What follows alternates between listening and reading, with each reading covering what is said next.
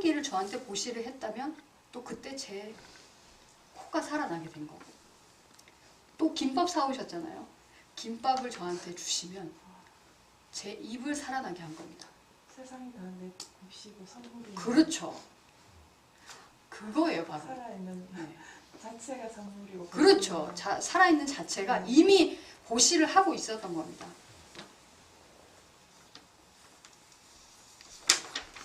자, 이제 다음 페이지로 한번 넘겨볼까요?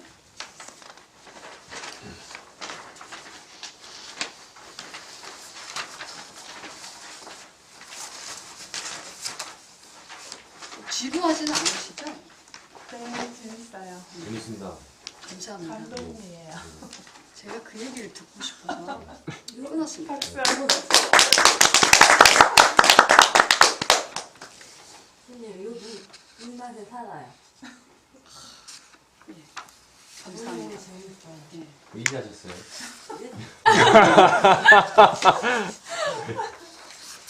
행복해요. 네, 보살님들, 거자님들, 그리고 이 오신 분들이 저한테 그런 얘기를 해주시는 게 정말 큰 보시를 하는 거예요.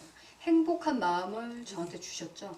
행복한 마음을 주시면 전 어떨까요? 행복하죠. 더 행복하죠. 아, 부처님 말씀을 듣고 사실을 사실대로 보실 수 있는 그런 분들이 내 앞에 있다는 것, 그런 분들과 함께 하고 있다는 것은 다음 생도, 다음 찰나도 같이 할 수 있다는 것이고, 길게 봐서 다음 생도 이런 인연이 계속 된다는 걸 의미하잖아요. 그래서 저는 기쁩니다. 여러분들이 기쁘다고 하는 그 말이 그냥 혼자만 기뻐서 끝나는 게 아니라 그걸 전해줌으로 인해서 저에게 쌓이는 그 기억들이 또 저의 길을 만들게 되고, 여러분들과 절대 헤어질 수 없는 약속을 하고 있는 거예요. 자, 그러면 경전에서 금강경에서 부주색 보시라고 했었던 것을 어떻게 해석하면 좋을지 다 생각을 해보겠습니다. 자, 금강경에서 보면 보살님 금강경 굉장히 좋아하시죠? 좋아하는 게 아니라 모르니까 배우려고. 그렇죠. 예. 예. 금강경에 대해서 굉장히 큰 욕심을 보이고 계세요, 지금. 예. 금강경. 덧글을 얼마나 열심히 쓰시는지 근데 한 개도 몰라요. 네, 다 스캔하고 있습니다, 저희들이. 얼마나 열심히 공부하시는지 다 보고 있습니다. 죄송합니다. 네, 거기서 보면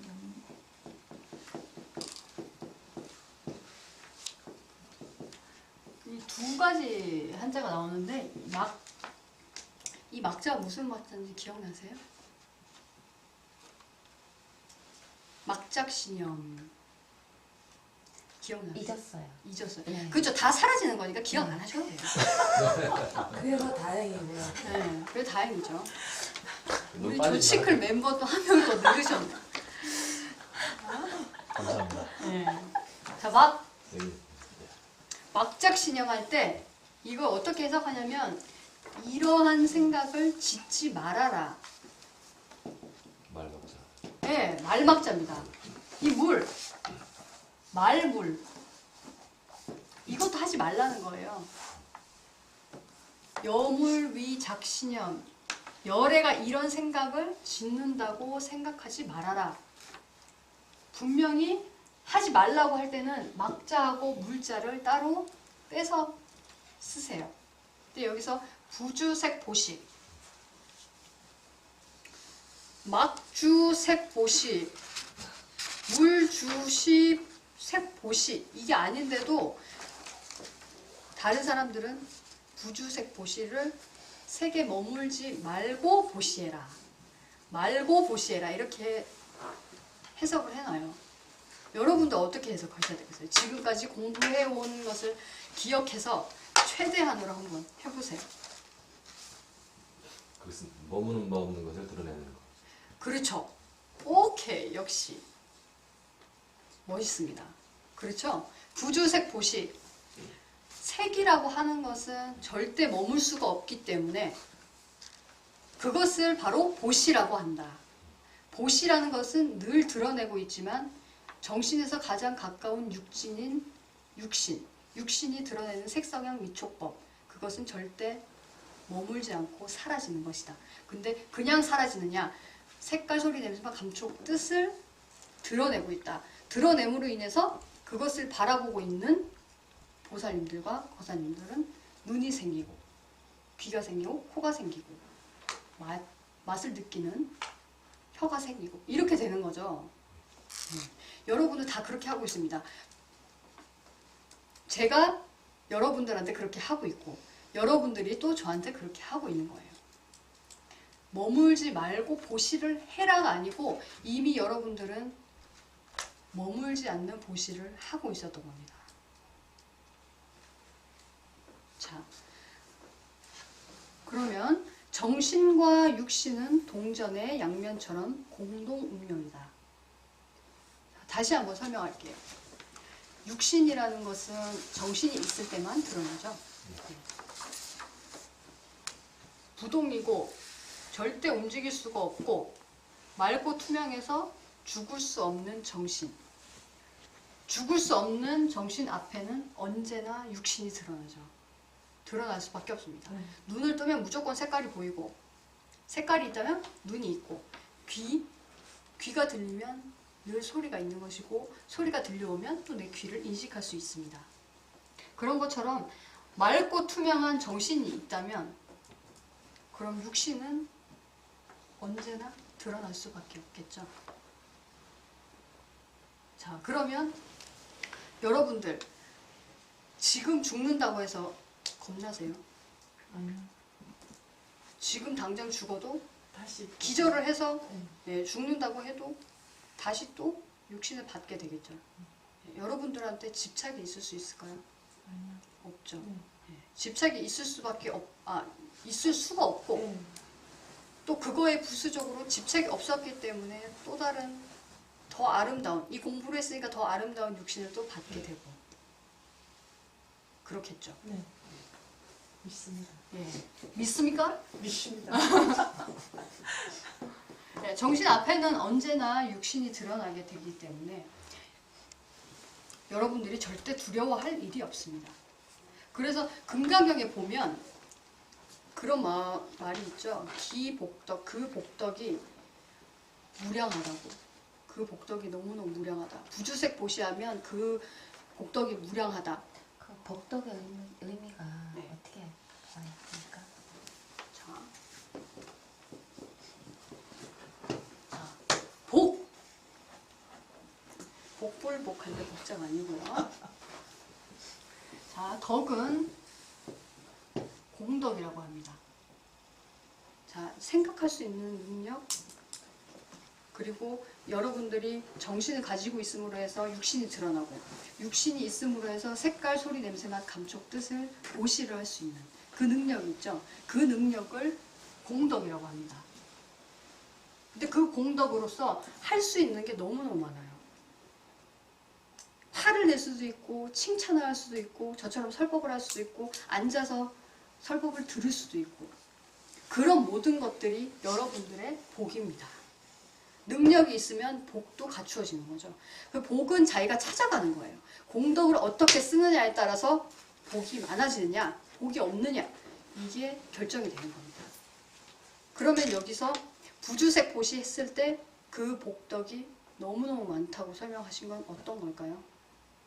정말 머물 수 있는 색이 있어서 거기 머물지 말고 보시를 하면 복덕이 많아지는 걸까요? 아니죠. 우리는 이미 끊임없는 세월 동안, 기억도 나지 않는 세월 동안 이 정신이 있었기 때문에 육신을 계속 드러내면서 남들에게 안입이 설신의를 보시하면서 흘러왔습니다. 그러면 앞으로도 그렇게 계속 할 것이고, 그때 그 세월 동안 내가 해왔던 복덕이 얼마나 크겠어요. 너무너무 많아서 헤아릴 수가 없습니다. 그래서 그 복덕이 그렇게 많다고 하신 거예요. 네. 여러분들은 그렇게 하고 있었던 거예요. 그래서 카페에서 도반님들 저보고 매일 복이 많다, 복덩어리다. 복덩어리. 너무너무 복덩어리죠. 여기 와서 이렇게 설법 듣고 기뻐지고 그걸 표현할 수 있고 또 이렇게 도반들 만나서 그거를 나눌 수 있다면 그것보다 더 큰 복이 어디 있겠어요. 저희가 어디 가서 도반 안 나겠어요. 그러니까요. 늘 커피를 마시지만 그 피아노 선생님하고 같이 이런 얘기 나눌 수 있겠어요? 없죠. 예. 나누고 싶어도 못 나눠요. 제가 그 마음을 압니다. 제가 동국대에서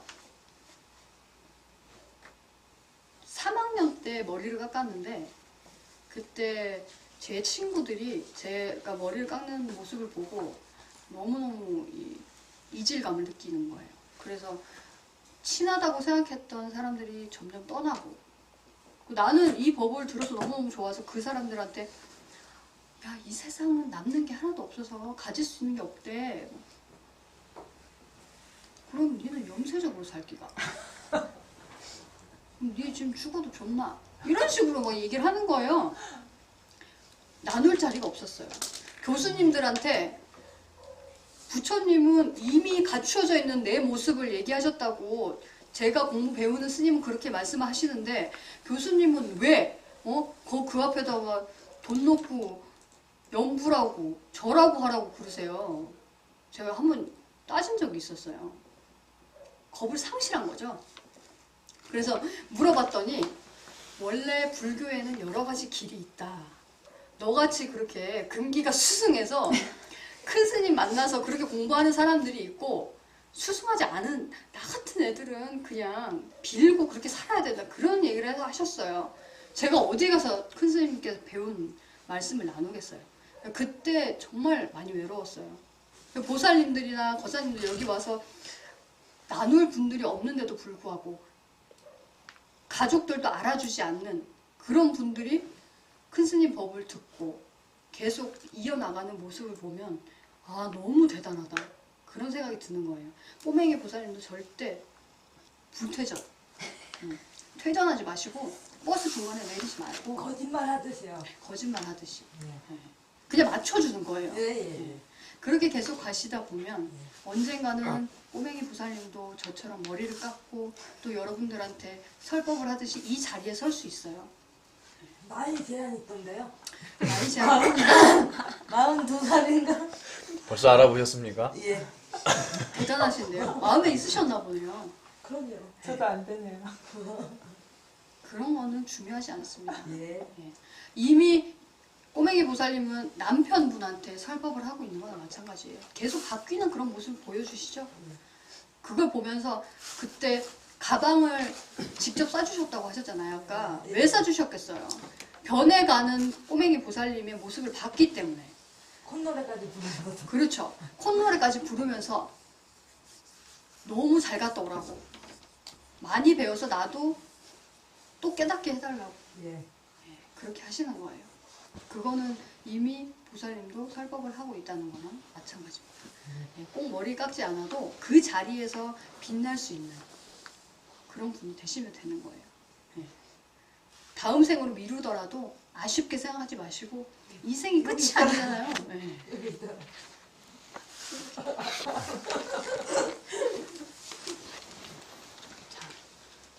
자, 여러분들은 모자랄 게 없습니다. 이미 정신을 나로 삼았기 때문에 육신은 보너스로 딸려오는 엄청난 복덕이에요.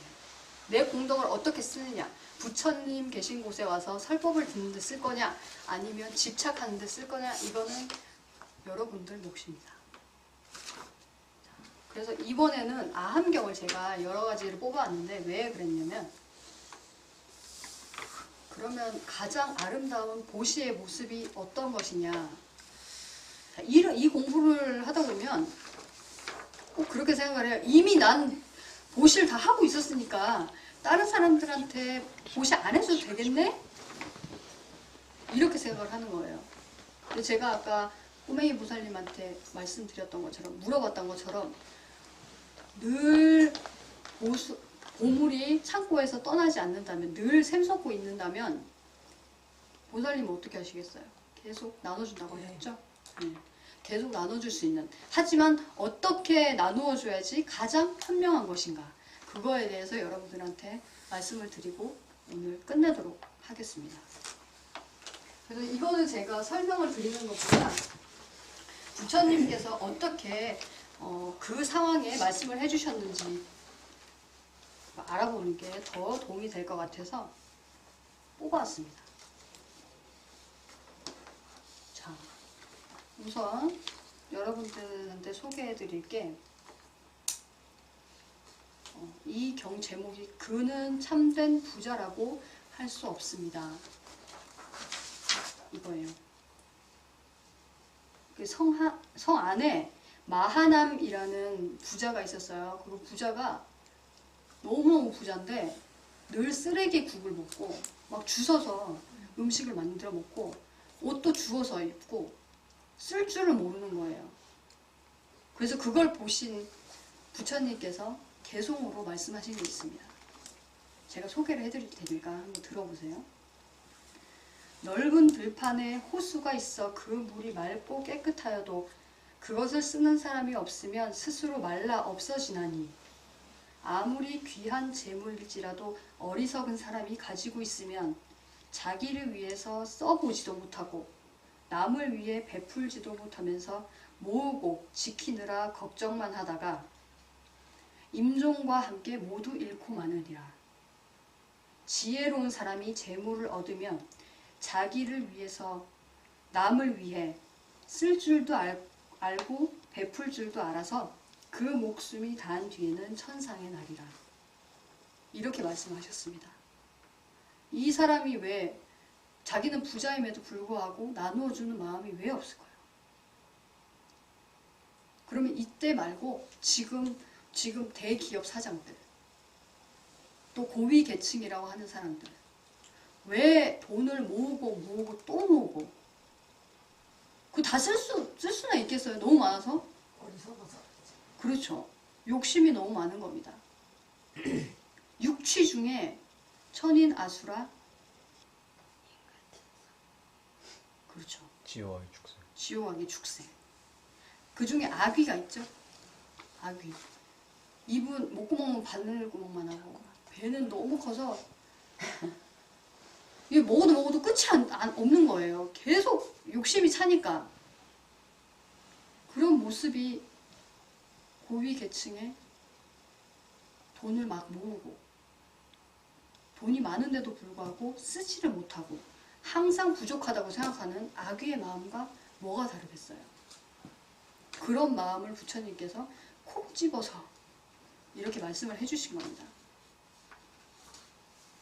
자, 그러면 보시를 많이 했어요. 나는 다 갖추어져 있기 때문에 그냥 이 몸 가릴 정도만 있으면 되고 하루 먹을 것만 있으면 난 만족한다. 그래서 남는 것들은 다 보시를 하고 싶어요. 그러면 어디다 도대체 보시를 해야 됩니까? 부처님께 가서 물어봅니다. 어떤 사람이?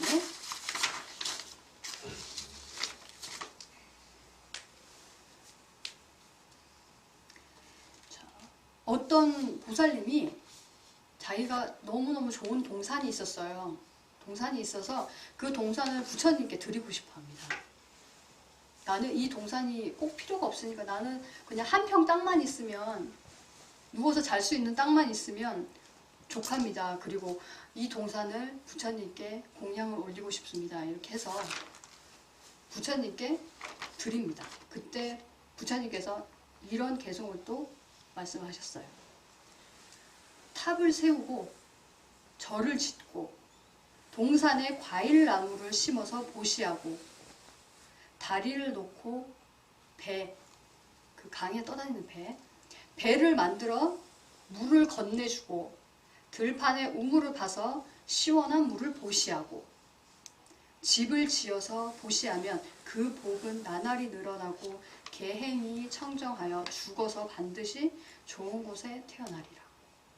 이런 말씀하셨어요. 꼭 천상에 나기 위해서가 아니라 여러분들이 생각해도 이렇게 올바른 법을 알려주는 도량이 있다면 그 도량을 여러분들이 지켜나가야 되겠죠. 사실 스님들은 아무 욕심 없어요. 저희 어른 스님들 어떻게 생활하셨는지 들으면 정말 경악할 지경입니다.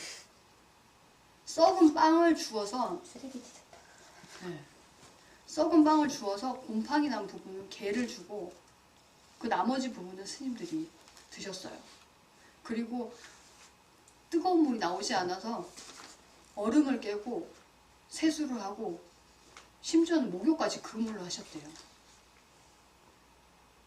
그리고 어느 집에 들어갔는데 이제 수행을 하려고 밀가루 한 포만 들고 들어가신 거예요. 근데 그 집에 들어갔더니 벽이 없는 거예요. 험한 거예요. 그래서 판넬로 그냥 막아 놓으셨대요. 그래서 그 지금 상자 스님 되시는 금적 스님, 지금 안심의원 하시는 금적 스님께서 어쩌다 실수로 너무 피곤해가지고 벽을 이렇게 벽에다가 등을 기댔는데 그때 큰 스님께서 막 큰 소리를 치면 잠깐! 벽 무너지니까. 지금은 이렇게 재밌게 얘기를 하지만 그분들이 과연 어떤 마음으로 그런 생활을 하셨고 또 어떻게 흘러오셨는지 생각해 보세요. 그렇게 욕심 없는 스님들이세요. 그런 스님들이 보시하라고 얘기하는 거는 스님들이 복받치기 때문에 여러분들이 스님들에게 공양했다면 그 공양한 기억 때문에 여러분들은 스님과 계속 만날 수밖에 없죠. 여러분들이 힘들 때 찾아올 수 있는 안식처가 되고 또 여러분들이 인연을 다해서 세상을 떠나게 되더라도 이 도량이 남아있다면 여러분들이 소중하게 생각하셨던 자식들이나 후손들이 이 도량을 만날 수 있겠어요? 무조건 남아있어야 되겠죠. 예, 이 법을 아는 사람들이 이 도량을 지켜야 되는 겁니다. 어떤 분들은 그래서 보시를 하라고 하면 굉장히 발끈하면서 우리 아까는 큰 스님께서는 이렇게 이미 다 보시하고 있는데 무엇을 더 보시하라고? 그럼 역행하는 거 아닙니까? 이렇게 말씀하세요. 실체를 들여다보면 자기가 원하는 거는 놓지 못하고 그런 마음이라면 내 육신이 소중하다면 이걸 버리는 연습을 먼저 하셔야 되는 거예요. 그래서 자기가 너무너무 힘들 때 사정이 너무 좋지 않아서 내 밥 먹기도 힘들 때 그럴 때도 보시하시는 분들이 계세요. 그런 분들을 보면 정말 부처님 법을 따르고 죽지 않는다는 믿음을 가지고 생활하시는 분들이 어떤 분들인지 그때 정말 많이 느낍니다. 자, 그리고 보시를 많이 했어요. 자기가 했다는 생각이 없어도 지금 당장 안 하더라도 그 기억이 사라지겠어요? 절대 사라질 수 없죠. 보시를 많이 했다는 생각이 자기한테 남아있다면 그 다음 생에는 어떻게 될까요? 자기가 보시를 많이 할 수밖에 없는 상황에 처하게 됩니다. 나는 원치도 않았는데 부잣집에 태어나요. 왜냐? 내가 보시를 많이 했다는 생각 때문에 또 하게 될 거잖아요. 많이 하려면 재물이 많은 곳에 태어날 수밖에 없습니다. 세속적으로 생각하더라도 복을 닦는다는 것은 그런 식으로 계획을 잘 세워서 어디다가 투자를 해야 되느냐. 그래서 제가 세속적이지만 맨 마지막에 지혜로운 투자를 해야 된다고 적어놨어요. 여러분들이 과연 어디다가 투자하실지는 그건 알아서 하실 일이고 이 도량이 남아있길 원한다면 그리고 저희 스님들이 출판 사업을 하는 것도 다 그런 이유예요.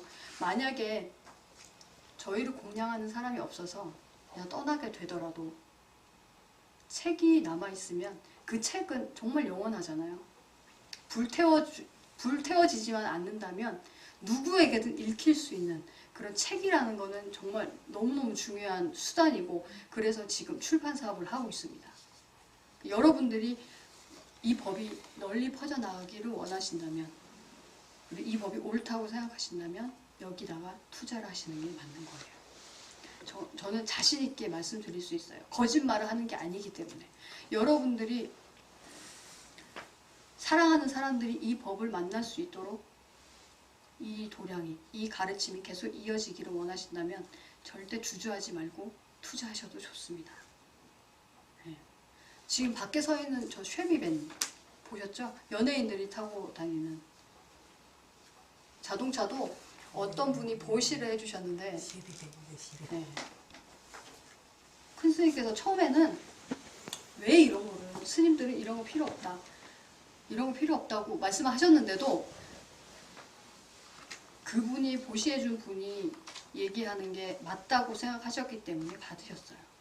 뭐냐면 스님들이 저 차를 보시 받기 전에는 집차, 봉고차, 남들이 알아주지도 않는 그런 차를 스님들이 많으니까 10분이 거기 막 이렇게 막 끼어가지고 다니시는 거예요. 설법 다니시는데도. 그러니까 그런 모습을 보고 너무너무 큰 법인데도 불구하고 그 차만 보고 스님들은 좋은 옷을 안 입어요. 여름에도 땀 차는 옷, 땀 안 빠지는 나일론 옷 이런 거를 입으시는 거예요.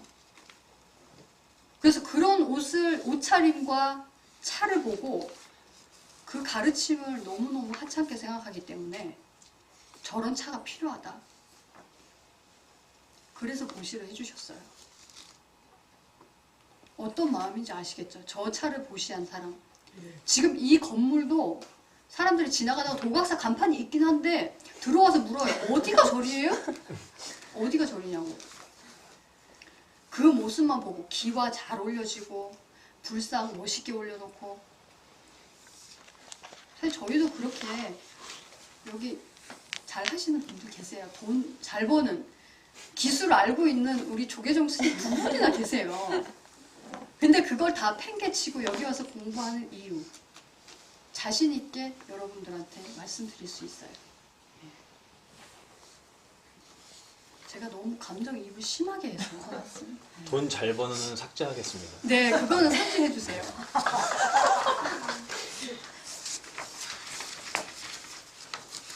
자, 그러면 꼭 이렇게 태클을 거는 이 신도분들이 있습니다. 그때도 있었어요. 나한테만, 그럼 부처님한테만 공양을 해야 하는 건가요? 이게 물었던 사람이 있어요. 그럼 오직 나한테만 보시를 하고 다른 데 보시하면 아무 복도 없다는 거예요. 이렇게 극단적으로 생각한 사람이 있었습니다. 그때 부처님께서 해주신 말씀입니다. 그렇게 말하는 사람은 나를 비방하려는 사람이다. 그것은 사실이 아니며 법다운 말도 아니며 법을 따르는 말도 아니다. 아까 우리 배웠죠? 정신이 있으면 육신이 생겨나고 육신은 무조건 색성향유축법을 보시하고 그럼으로 인해서 안이비설심도 보시하는 것이다. 근데 계속 보시를 하고 있는데도 불구하고 다른 데서 쓰면 복덕이 없고 여기 불제자들한테 보시하는 것만 공덕이 있다. 이렇게 얘기하는 것은 옳지 않다. 바라문이여 그릇을 씻은 물을 깨끗한 땅에 버리는 것도 거기에 있는 중생에게 보시하는 것이 되거늘 하물며 사람에게 보시하는 공덕을 말해 무엇하겠느냐. 나는 다만 계행을 청정히 지키는 사람에게 보시하는 것이 계를 범하는 사람에게 보시하는 것과는 같다고 말하지 않았을 뿐이다. 이렇게 말씀하셨습니다. 어느 곳에다가 투자를 하셔도 상관없지만 그 복덕, 자기가 찾아 가질 수 있는 거짓을 말하는 곳에다가 투자를 할 것이냐 아니면 진실을 말하는 곳에다가 투자를 할 것이냐 고통스러운 곳에다 투자를 할 것이냐 행복한 곳에다가 투자를 할 것이냐 이거는 여러분들이 알아서 할 일입니다. 자, 마지막으로 여러분들의 복을 절대로 훔쳐가지 못한다는 내용의 경 읽어주고 끝내도록 할게요. 부처님께서 사위성 기원정사에 계실 때 한 젊은이가 부처님께 문안을 드리고 여쭈었다. 어떤 것이 불로도 태우지 못하고 바람으로도 날리지 못하며 홍수가 세상을 휩쓸어 버릴 때 떠내려 보내지 않는 것입니까? 나쁜 임금과 도적이 남의 재물을 겁탈할 때라도 어떤 사람이 빼앗기지 않으며 어떤 창고에 간직해야 끝내 허물어지지 않습니까? 세상적으로 굉장히 알고 싶은 질문이죠. 자, 부처님께서 개송으로 말씀하셨다. 복은 뜨거운 불이 태우지 못하고 바람에도 날아가지 않는다. 여러분들이 부처님을 사랑하고 그 법을 따르고 스님들에게 보시해서 이 도량이 계속 유지해 나가는 것을 돕고 있다면 그 복이 어디로 가겠어요? 그 복을 불로 태울 수 있겠어요? 바람에 날아가겠어요? 절대 사라질 수 없습니다. 다 자기한테 돌아오는 거예요. 또한 홍수가 세상을 휩쓸어 버려도 복은 떠내려가지 않으리니 나쁜 임금과 험악한 도적이 남의 재물로 억지로 빼앗을 때도 사람이 지은 복만은 훔쳐가지 못하리라. 은혜로운 마음으로 베풀어 쌓은 마음의 창고는 끝내 무너지지 않는다. 이렇게 말씀하셨습니다. 여러분들은 이미 모든 보시를 행하고 오셨고 전생서부터 지금 지나서 또 내세까지 다 보시를 하게 될 거예요. 이런 가르침을 알려주는, 너희들이 이미 보시를 하고 있었다, 이런 가르침을 가르쳐주는 도량을 계속 유지시켜 나가는 건 여러분들의 몫이라고 생각합니다. 저희는 큰 스님께 그런 교육을 받았어요. 이번 한 생만이라도 굶어 죽을 수 있는 마음이라면 그거는 공부 제대로 한 거라고 그렇게 배웠습니다. 여러분들이 저희들한테 밥을 안 갖다 준다고 원망하거나 슬퍼하지 않아요. 저희는 그냥 길가에 펴 있는 풀 한 포기처럼 그냥 물 없으면 쓰러져 버리고 가꾸지 않으면 없어져 버리면 그만입니다. 그거를 꽃 한 송이를 키우는 마음으로, 정말 가장 아름다운 마음으로 그 꽃을 피워내는 건 여러분들 몫이죠. 가장 아름다운 보시를 어떻게 할 것인지 여러분들한테 말씀드리고 오늘 법회는 마치도록 하겠습니다.